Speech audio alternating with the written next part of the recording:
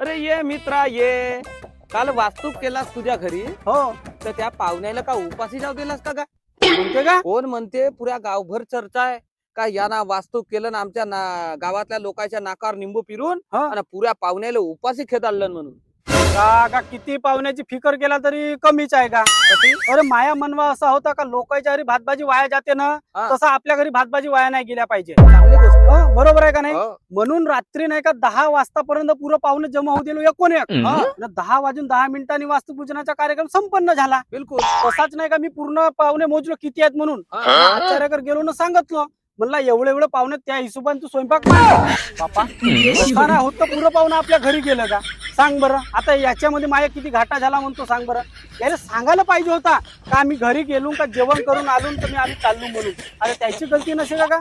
2 गंज माझ्या घरचा भातभाजी नाही का वाया गेला नाही माझी बदनामी करायला निघाला. अबे आता यंटा म्या 10 वाजे सुरुवात करशील स्वयंपाक आलं तर ते का 12 वाजे जेवतील का तुझ्या घरी? आणि मग 13 वाजे घरी झोपायला जातील म्हणजे लोक असं खाली जायत म्हणलं मोठा आला वास्तूक करूया.